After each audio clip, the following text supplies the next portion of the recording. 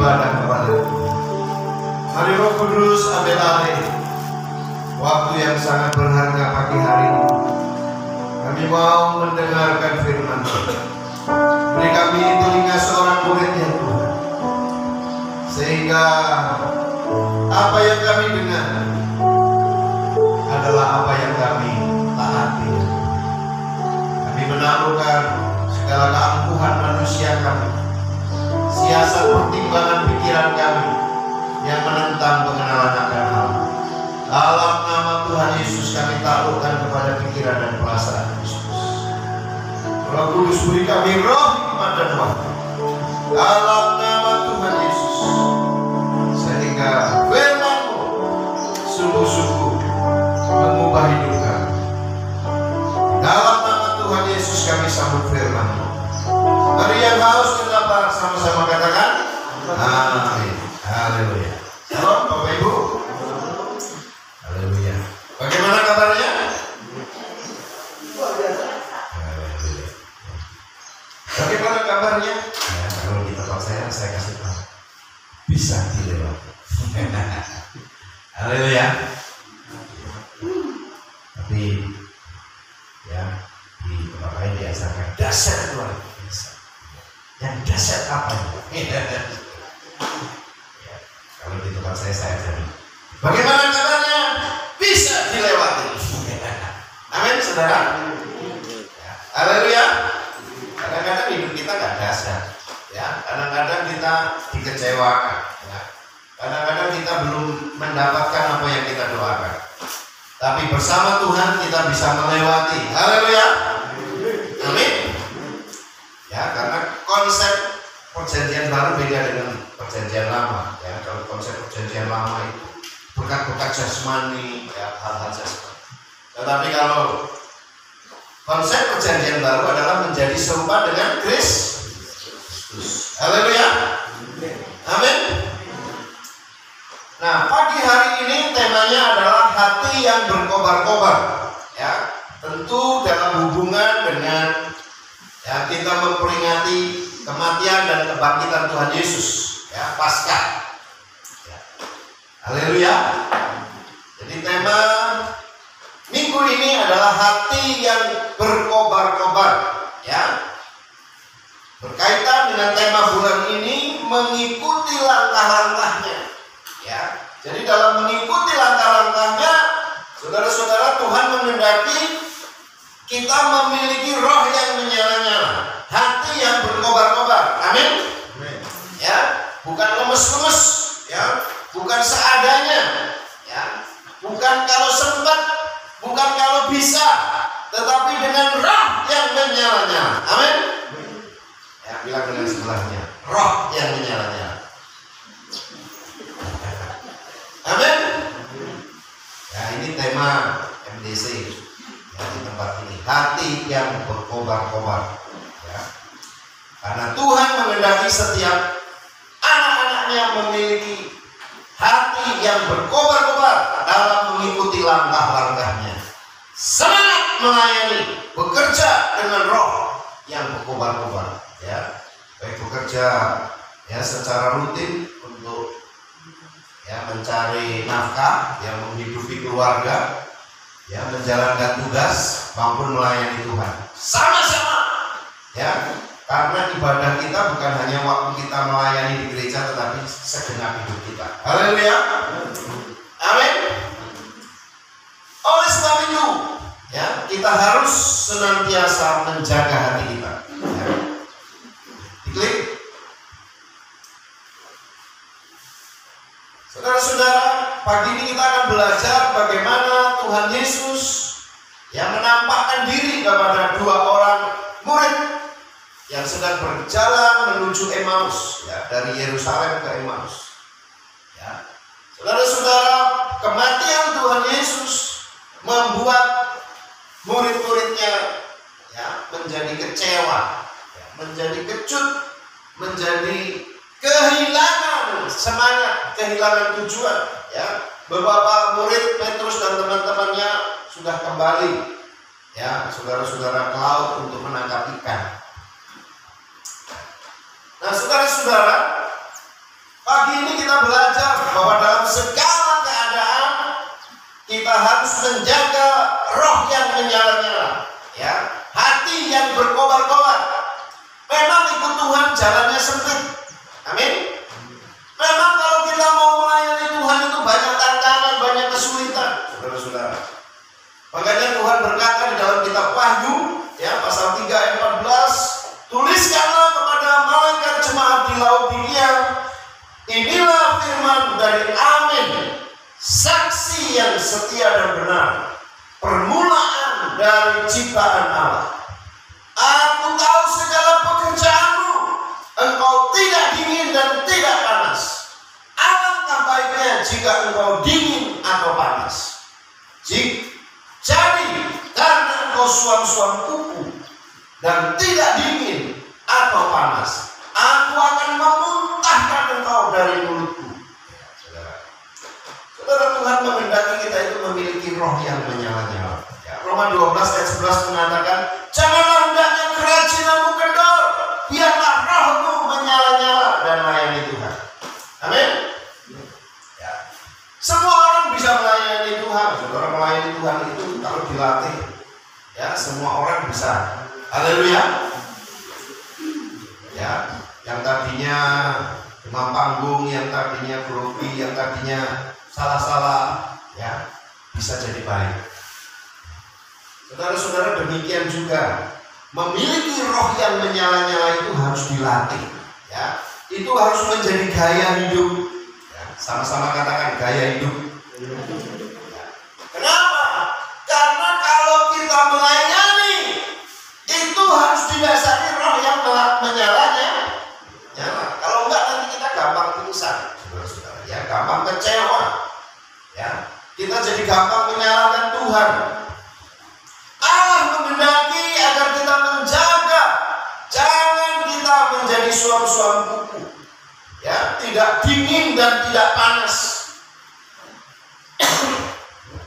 Saudara-saudara, dan hal yang sering membuat kita itu kehilangan semangat yang menyala-nyala adalah kekecewaan.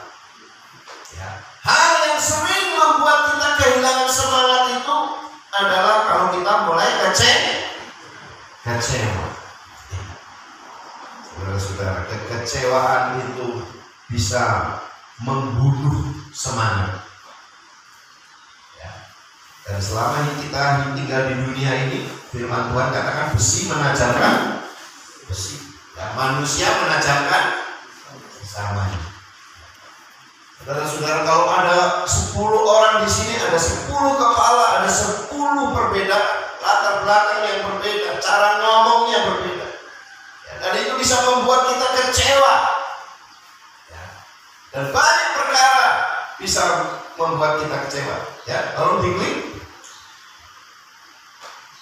ya, kembali. Kekecewaan adalah perasaan yang kuat. Perasaan dikecewakan sebenarnya merupakan pengalaman emosional yang terberat dalam kehidupan.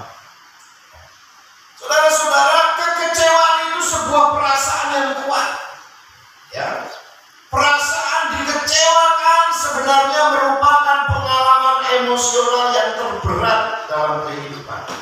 Banyak orang waktu kecewa, saudara-saudara, ya, bisa bunuh diri,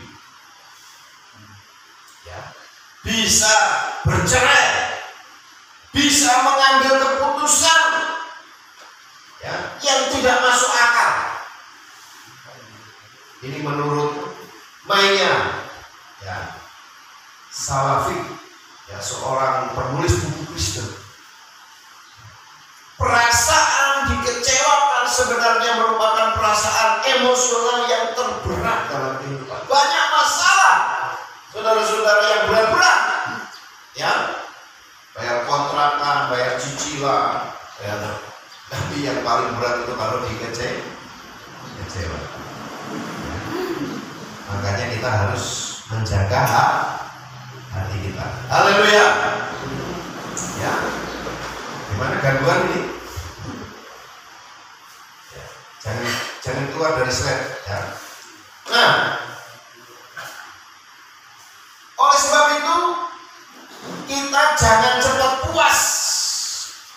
ketika kita mengalami keberhasilan, ya, atau sedang menikmati berkat-berkat, jangan cepat kecewa juga ketika kita mengalami kegagalan. Segalanya masih bisa berubah. Ya.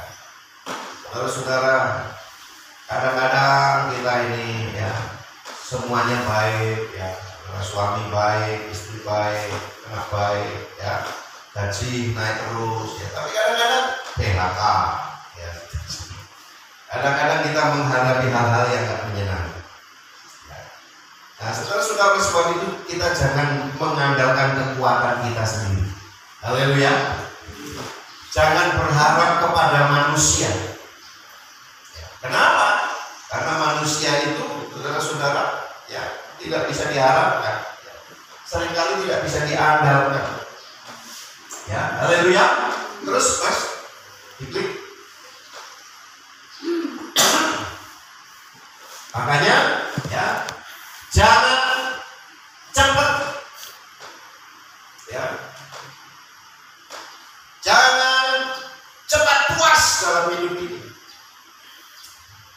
Ketika kamu sudah mulai menikmati keberhasilan, dan juga jangan cepat kecewa pada waktu gagal, karena hidup ini masih panjang, harus dijalani. Ya. Terus diklik lagi, rasa kecewa, ya, adalah ketidakbahagiaan karena tidak terwujudnya sesuatu yang diharapkan. Ya. Kita mengharapkan sesuatu, tetapi ternyata kenyataan tidak seperti itu.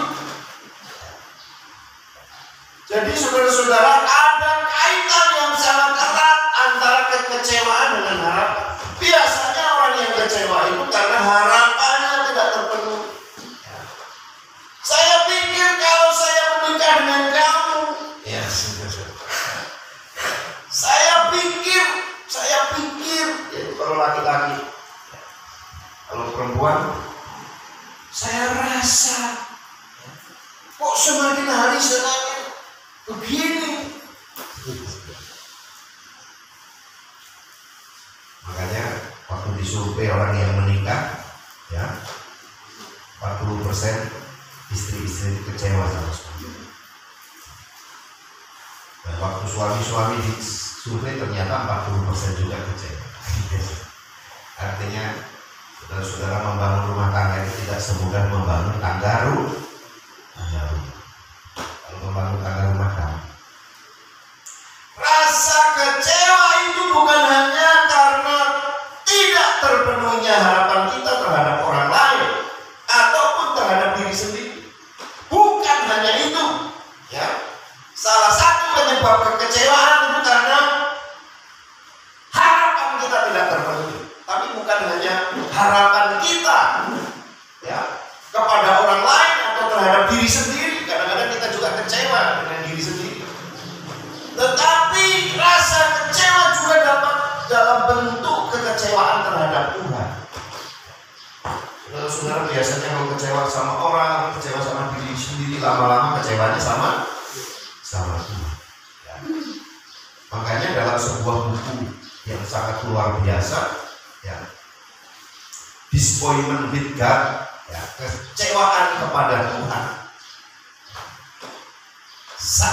Buku ini sangat terkenal dan sangat laris, saudara-saudara, ditulis oleh Philip Yancey, ya, menjelaskan mengapa seseorang bisa kecewa kepada Tuhan. Ya, ada 3 hal yang membuat seseorang bisa kecewa. Ya. Karena mengapa Tuhan kok terasa jauh? Saya lagi butuh Tuhan, tapi kok Tuhan kayaknya enggak mendengar, enggak ada. Ya, ini membuat orang bisa kecewa. Yang kedua, mengapa hal yang terburuk justru terjadi dalam hidup kita? Ya. Saudara, orang kalau berpikir, kenapa kok nasib saya seperti ini? Ya. Kok anak yang baik lah begini? Ya, kok begini? Yang ketiga, mengapa janji Tuhan, ya, di dalam Alkitab jauh dari kenyataan yang kita alami secara pribadi? Itu bisa membuat 3 hal ini bisa membuat orang kecewa dengan Tuhan. Mengapa Tuhan ya rasanya jauh? Mengapa hal yang terburuk terjadi dalam hidup? Mengapa janji Tuhan jauh dari kenyataan yang saya alami secara pribadi? Nah, saudara-saudara, hal ini bisa menimbulkan kecewa. Terus diklik. Nah, saudara-saudara, orang berharap bahwa Tuhan akan melakukan sesuatu. Saya sudah pelayanan, saya sudah berdoa, saya sudah bekerja, dan ternyata Tuhan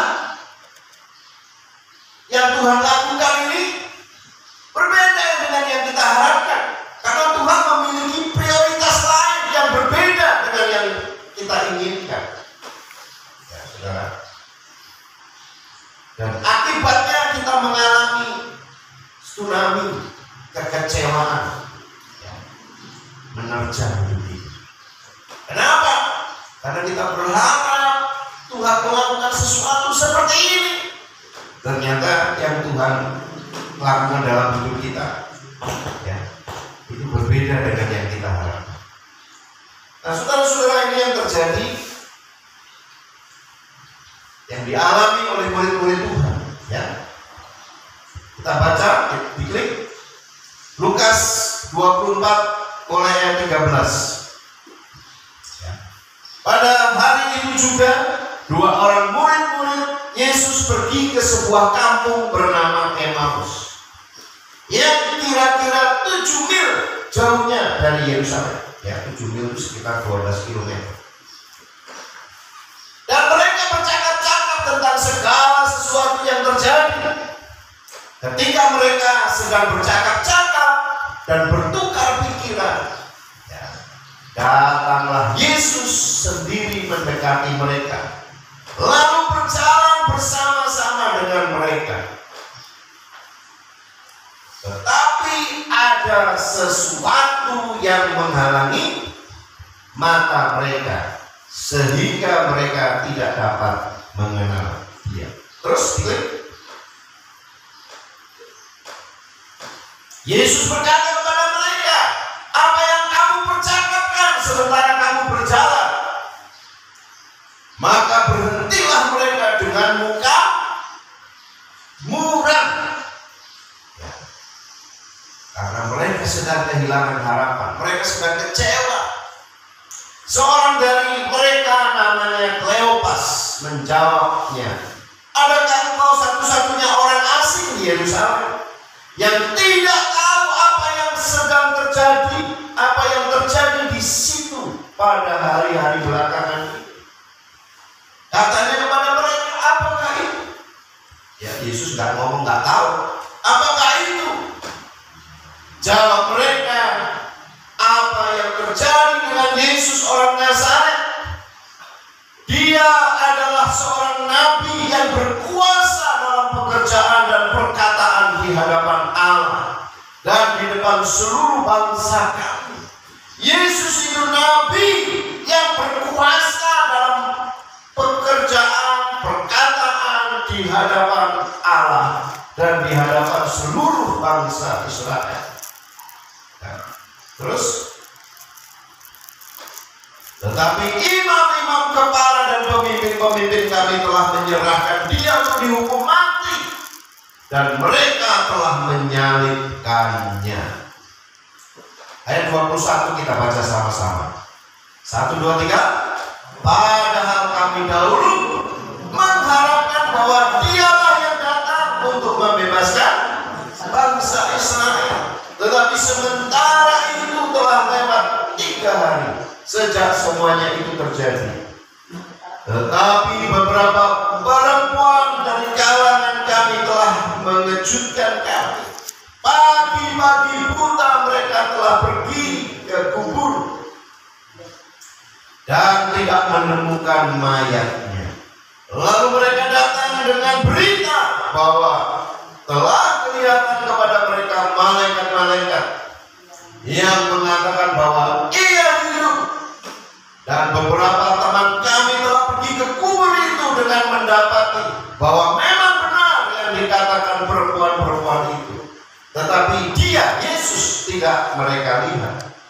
Lalu ia berkata kepada mereka, "Hai kamu orang-orang bodoh, betapa lambannya hatimu, sehingga kamu tidak percaya segala sesuatu yang telah dikatakan ke para nabi. Bukankah Mesias harus menderita semuanya itu untuk masuk ke dalam kemuliaan?" Ya. Saudara, sekalipun IP kita 4, ya, saudara, atau 400, tapi kalau kita tidak mengerti rencana Tuhan, kita ini termasuk orang-orang bodoh. Haleluya. Ini bodoh bukan bicara tentang nilai akademis, ya. Tetapi karena yang terpenting di dalam hidup ini justru kita nggak mudeng. Ya. Banyak orang jago ini, tetapi kalau tentang Tuhan, saudara, ya, lemot. Oh, masa jago, ya, nyanyi jago, tapi kalau tentang Tuhan, kayak apa namanya, serangan jantung. Padahal ini yang paling penting, saudara-saudara. Haleluya. Amin. Ya. Sekalipun ada masalah besar, kalau kita tahu bahwa kehendak Tuhan ada dalam hidup kita, saudara, kita akan tenang. Saya pernah ke Ambon, saudara-saudara, ya. Di laut lepas yang luar biasa ganas, kalau bukan Juli-Juli itu, ya, lautan Ambon itu ombaknya besar, sudah bisa 15 meter. Saya dijemput dengan kapal speed, saudara, ya, speedboat, ya, yang isinya hanya 5 orang. Di tengah laut itu tiba-tiba mesinnya mati, sementara ombaknya besar. Tapi saya ini tenang, sambil ngeliatin ya anak mudanya lagi narik-narik diesel. Sekitar mungkin 5-10 menit, ya, akhirnya bunyi lagi, jalan lagi. Saya rasa damai sekali. Kenapa? Karena saya tahu saya sedang ada dalam panggilan Tuhan. Ya, saya 2 bulan pelayanan di sana, saudara-saudara, saya sendiri. Ya. Saudara, saya bikin acara KKR kaum muda, KKR sekolah minggu, seminar guru sekolah minggu, ya. Sampai ya pendeta di sana bilang, biasanya yang datang dari STT itu 45 orang, tapi mereka ya pelayanan biasa-biasa saja. Thomas ini datang sendirian tapi bikin acara. Ya, saya kumpulin satu kabupaten itu, saudara, anak-anak muda ada 300, seminar guru sekolah minggu semua. Ya. Nah, saudara-saudara, kalau kita ada dalam rencana Tuhan, ada dalam panggilan Tuhan, jalan-jalannya Tuhan, maka kita akan mengalami damai sejahtera. Ya, terus diklik. Ada 3 hal yang akan menghapus rasa kecewa. Ya, yang pertama adalah mengenal rencana. Saudara-saudara, Lukas 24 ayat 21 tadi mengatakan, padahal kami dahulu mengharapkan bahwa Yesus yang datang untuk membebaskan bangsa Israel. Tetapi sementara itu telah lewat 3 hari sejak semuanya itu terjadi. Ya. Tetapi ternyata Yesus mati. Dan setelah 3 hari, ya, orang kalau sudah mati 3 hari sudah tidak ada harapan, sehingga murid-muridnya jadi lemes, udah nggak ada harapan, ya, sudah selesai. Sudah. Kenapa mereka kecewa? Kenapa mereka wajahnya murung? Kenapa mereka mulai pergi lagi melakukan kehidupan yang lama? Karena mereka tidak mengenal rencana. Ya. Terus diklik. Salah satu penyebab utama dari rasa kecewa terhadap Tuhan adalah karena orang memiliki harapan yang yang berbeda dengan apa yang menjadi rencana Tuhan. Saudara, kita berharap kalau jadi orang Kristen itu ya tak ada masalah, yang naik pangkat terus, ya istri baik, suami baik, ya apa yang kita doakan terjadi. Harapannya seperti itu, ya. Makanya ini gereja ini tulisannya apa? Masa depan cerah. Enggak cerah-cerah, masa depan sekali. Yang cerah langit doang. Haleluya. Ya. Nah, saudara-saudara, kita seringkali kecewa karena harapan kita berbeda dengan rencana Tuhan. Ya. Ini salah satu penyebab utama rasa kecewa. Ya. Sehingga kita akhirnya malas, ya, tidur-tiduran saja. Ya. Yang kedua, murid itu salah dalam berharap kepada Tuhan. Mereka salah berharap, ya. Mereka berharap Yesus itu menjadi raja seperti Daud, raja secara jasmani, yang pada waktu itu bangsa Israel sudah capek dijajah, ya, dijajah oleh Babilonia, ya, oleh Media Persia, oleh Yunani. Mereka sudah capek dijajah, ya. Saudara-saudara, tetapi waktu Yesus datang membangkitkan orang mati, menyembuhkan orang kusta, ya, orang buta matanya jelek, tiba-tiba mati.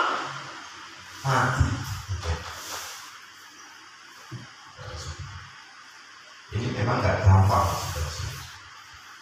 Orang kalau tinggal mati suami aja bisa, ya, saudara-saudara, bisa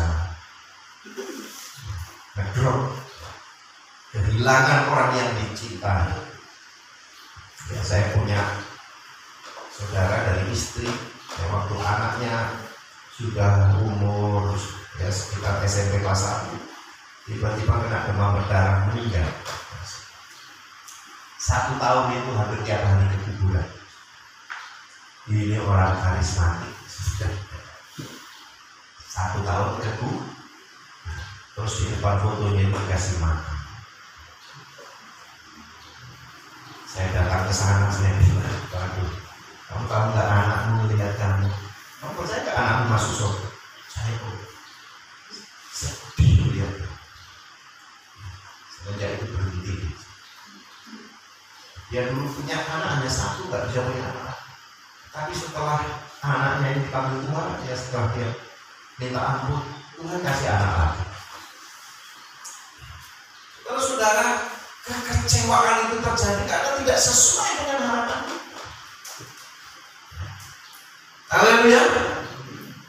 Makanya kita harus mengenal rencana Tuhan. Kita harus berharap pada Tuhan. Ya, kalau enggak, aduh, saudara-saudara, kecewa. Ya.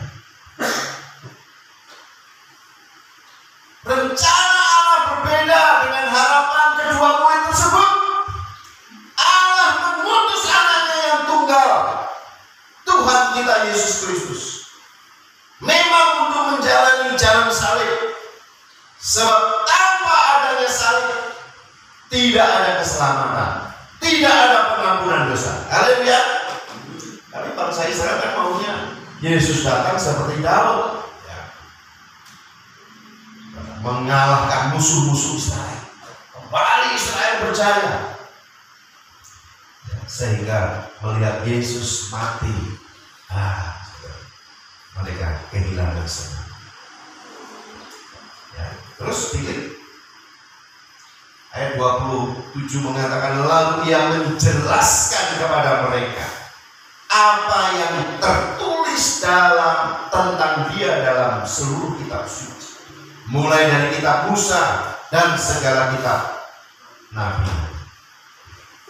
Saudara-saudara, Yesus berkata betapa bodoh dan lamban. Kira-kira kalau Tuhan Yesus, ya, saudara-saudara, bisa muncul secara jasmani, mungkin kita sudah sering dibilangin betapa bodoh dan bolot. Bodoh. Haleluya. Kenapa? Itu ciri-ciri orang yang rohnya nggak menyala-nyala itu pasti bodoh. Makanya firman Tuhan katakan, hendaklah rohmu menyala-nyala dan layani. Kalau rohnya nggak menyala-nyala, saudara, kita pasti gampang kecewa. Pak Gembala, Jumat kok begini? Saya ngomong tadi bicara sama Elia ini mahasiswa STT dari Nawasara. Saya bilang, jemaat itu lebih senang punya pendeta hebat daripada dijadikan jemaat yang hebat dipakai Tuhan. Lebih baik pendeta saya hebat, bisa usir setan, ya, doain orang 5 meter mental, daripada di-upgrade jadi jemaat yang dipakai Tuhan. Memuridkan jemaat itu, waduh, saudara-saudara. Ya, karena apa? Harapannya jemaat datang ke gereja itu sudah punya harapan berapa? Ikut Tuhan sudah punya agenda-agenda. Ya, padahal Yesus bilang, apa? Kalau kamu mau ikut aku harus pikul salib dan menyangkal diri. Menyangkal diri itu membunuh diri sendiri, saudara. Ego kita, ya, ambisi kita, tujuan-tujuan kita diganti dengan rencana Tuhan. Haleluya. Karena bumi ini bukan tempat tinggal kita. Nah, bahaya kalau kita dari kecil punya konsep-konsep yang salah seperti bangsa Israel. Ya. Kalau sudah, makanya kita harus mau membaca kitab suci dalam terang Roh Kudus supaya kita ngerti. Ya. Yesus kasih seminar singkat. Ya, dia jelaskan dari kitab Musa, nabi-nabi, ya, bahwa Mesias harus menderita. Sejak kitab Kejadian hingga kitab Zakaria tersebut, nubuatan mengenai Mesias yang datang itu sudah jelas. Bahkan dalam kitab Mazmur dikatakan, ya, tentang Eli sahabatmu, ya, Allahku, mengapa kau meninggalkan aku? Tentang jubahmu yang dibagi-bagi. Ya, tapi bangsa Israel kalau melihat itu, ya, ketutupan subuh, mereka maunya susu dan madu berlimpah-limpah. Terus pilih, hanya dengan mengenal Tuhan dan menerima rencana Allah, maka kita tidak akan menjadi kecewa ketika ternyata rancangan Tuhan tidak sama dengan rancangan. Haleluya. Ya. Hanya dengan mengenal Tuhan dan menerima rancangan Allah, percaya saja dengan rancangan Allah itu terbaik, maka kita tidak akan menjadi kecewa ketika ternyata rencana Tuhan tidak sama dengan harapan kita. Ya. Seperti kayak kita sedang mengendarai mobil, saudara, ya. Tiba-tiba di perempatan, ya, kita mau belok kanan, polisi suruh kita belok kiri, belok kiri. Ya. Mana berani kita suruh belok kiri, belok kanan, kan? Waduh, jadi muter, ya. Yang harusnya 1 kilo jadi 4 kilo mungkin. Ya. Tapi ternyata kalau kita belok kanan, di sana ada demonstrasi. Ya, saudara. Mobil kita bisa ditempolin batu, ya kan? Haleluya. Ya. Ternyata walaupun muter itu yang terbaik buat kita. Ya. Nah, muternya itu tergantung tentunya kayak bangsa Israel, muternya 40 tahun. Makanya kalau di Pria Sejati kita ditanya, kamu mau muter berapa tahun? Mau 4 tahun, ya, mau 10 tahun atau 40 tahun.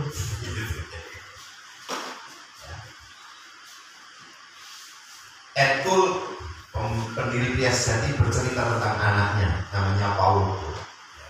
Suatu hari Paul semangat mau pergi ikut retreat. Ya. Papa, aku pinjam mobilnya, Pak. Sekalian dengan kartu kredit, aku mau ikut retreat.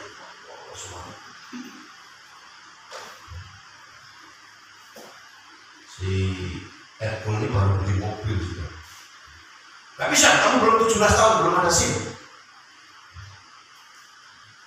Wah, kartu kredit lagi. Mobilnya Paul sudah Julenger keluar kamar dibuat. Terus dia masuk kamar. Dia masuk kamar dibuatin di kamarnya juga. Makanya pintunya itu sampai melewat, sehingga ada lubang. Setelah Epul ini merenung sekitar 40 menit, dia sadar apa yang dia lakukan. Pria itu kelemahannya emosi. Akhirnya dia intip dari celah pintu, makanya judulnya ada celah di daun pintu. Si anaknya itu lagi begini, akhirnya Epul ketuk, dia masuk, kasih ini kunci mobil dan ini kartu. Wah, saudara, si Paul ini pergi-pergi dilawat Tuhan. Dan akhirnya dia menjadi pemimpin kegerakan pria. Wah, dia menjadi berkat Tuhan. Saudara-saudara, di bukunya itu Epul katakan, seandainya saya marah-marah pukul dia, apa yang terjadi dengan Paul saat ini? Saudara-saudara, orang yang nggak ngerti rencana Tuhan itu akan mudah kecewa, mudah meluapkan emosi. Kenapa kamu perlakukan saya seperti ini? Kenapa kamu kurang ajar dan sebagainya? Karena dia hanya melihat permasalahan di depan mata, ya, sehingga mulai nggak mendoakan anaknya, mulai nggak sungguh-sungguh kepada Tuhan. Kekecewaan itu membunuh potensi. Saudara-saudara, pada waktu Epul dalam 40 menit itu menyadari, itu mengubah masa depan anak. Haleluya. Saudara-saudara, perlu berapa lama kita mau sungguh-sungguh menyerahkan itu? Mau berapa lama? Mau 40 tahun? Saudara-saudara, muter-muter, ya saudara-saudara, gak pernah baca Alkitab, gak pernah doa, gak pernah sungguh-sungguh. Kalau mengalami masalah nyalain orang, nyalain Tuhan, nyalain orang tua, itu paling gampang. Ya, nyalain gereja, gereja payah, sudah jemaat sedikit, tingkah. Ya,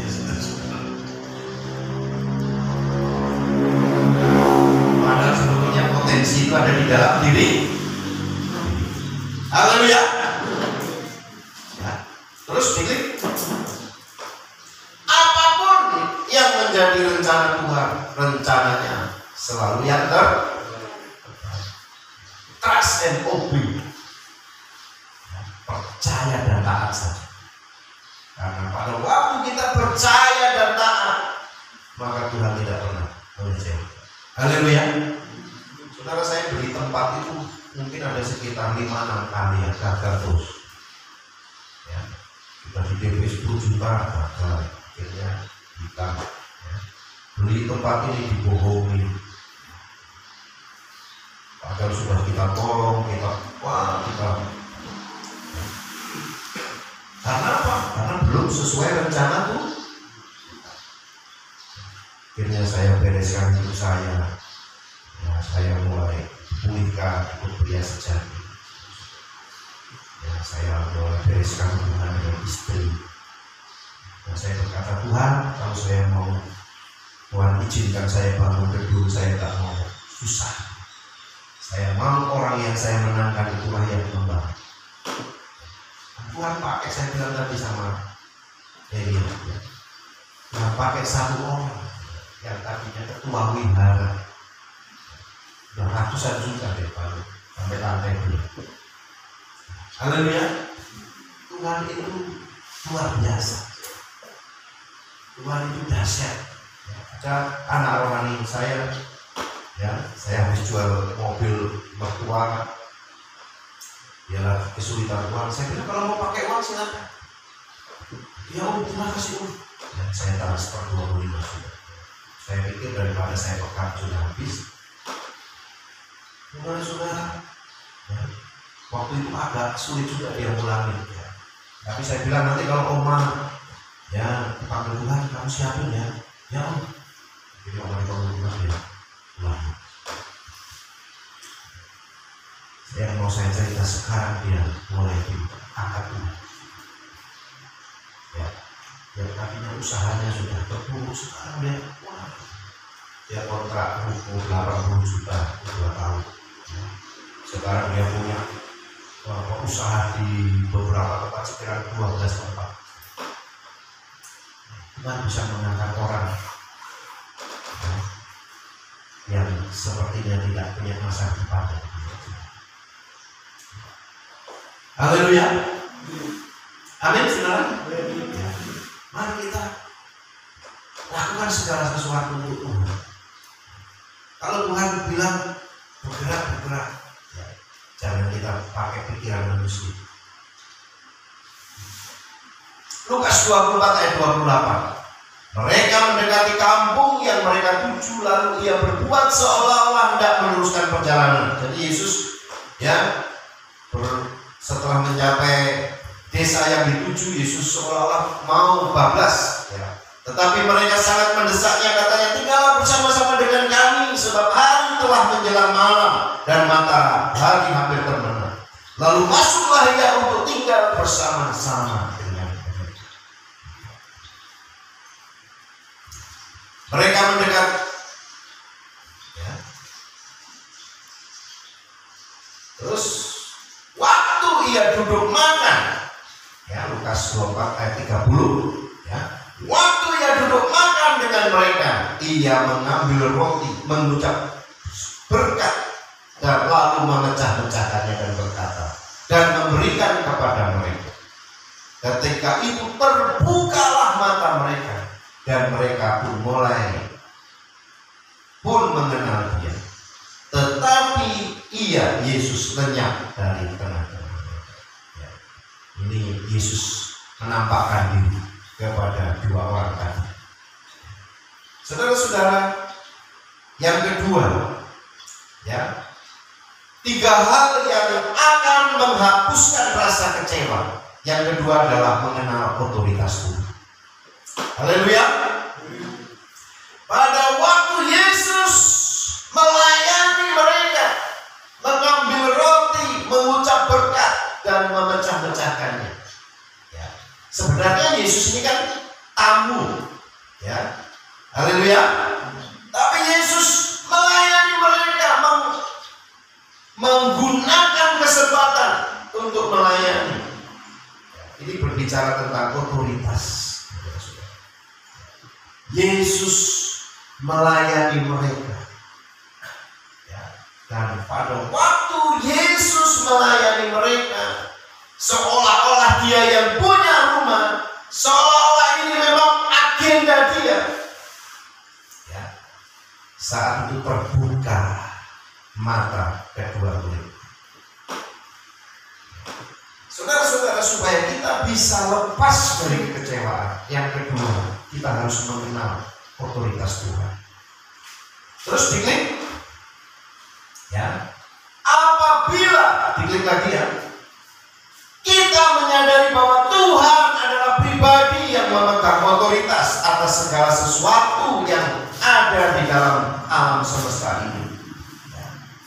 Maka ketika kita dapati bahwa harapan kita tidak sesuai dengan kehendaknya, tanpa rasa kecewa, kita akan melakukan harapan kita di bawah kehendaknya.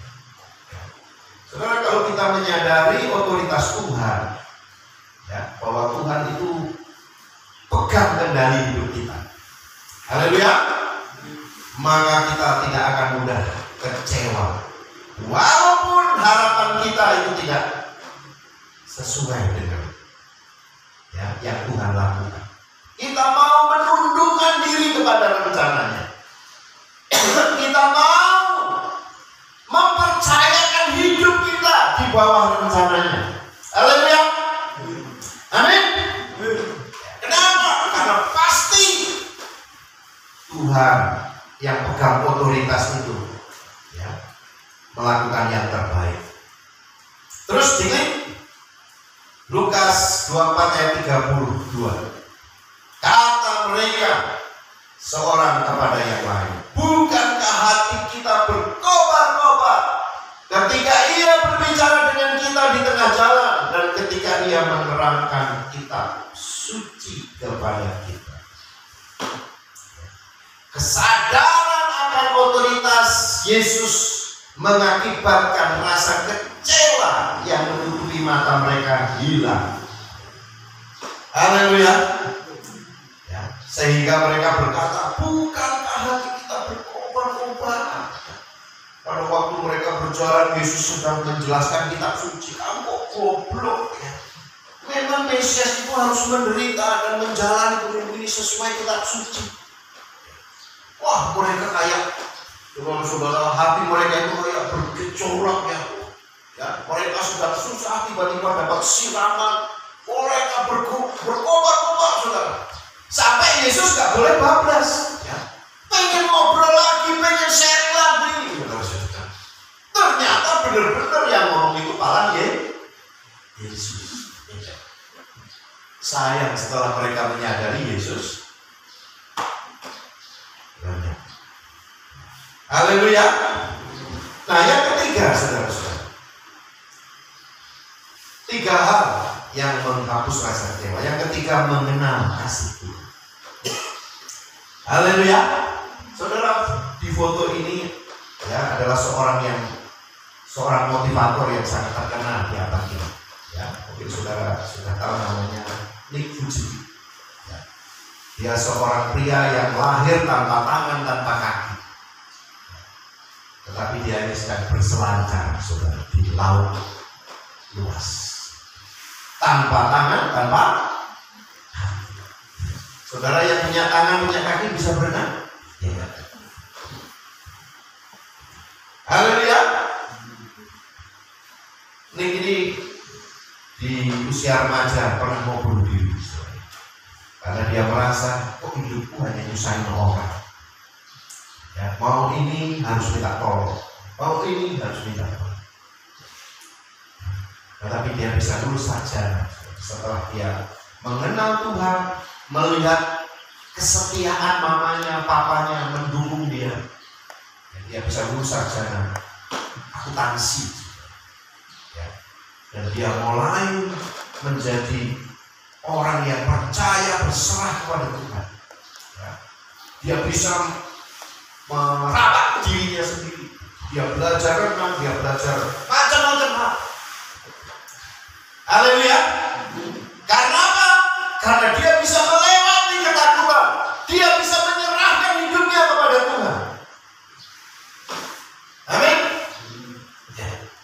Saudara-saudara, orang yang mengalami ya, kehidupan yang mentok, mestinya dia harus berbalik kepada Tuhan. Kalau Tuhan izinkan saya mengalami seperti ini, pasti Tuhan punya solusi.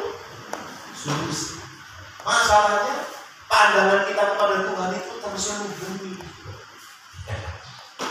sehingga kita tidak bisa melihat solusi, tidak ada jalan keluar. Haleluya. Seperti saya tadi, ya, ada anak rohani saya bisa melihat orang ini lagi bangkrut, masa depan suram. Kalau saya kasih 25 juta bisa amsyok, tapi ternyata dia sekarang gantian ya, menolong saya. Haleluya. Amin. Saudara-saudara, kita harus mengenal kasih Tuhan sehingga kita tidak mengalami ketakutan. Murid-murid ini, saudara-saudara, ya, diklik. Ya. Mereka itu merasa kok Yesus ini penting ya, mengunjungi mereka. Ini kan ya, di tengah badai kehidupan, ya, maka hati kita tidak akan tergoncangkan ataupun menjadi kecewa. Sekalipun kita sedang ada di tengah badai, ya, kayak gambar ini.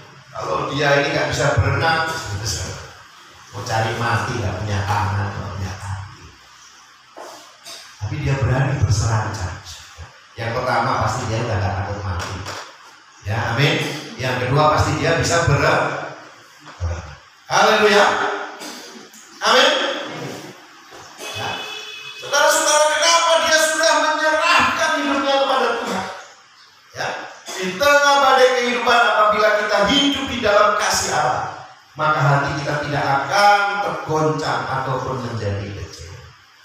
Sebaliknya, hati kita akan penuh dengan damai sejahtera.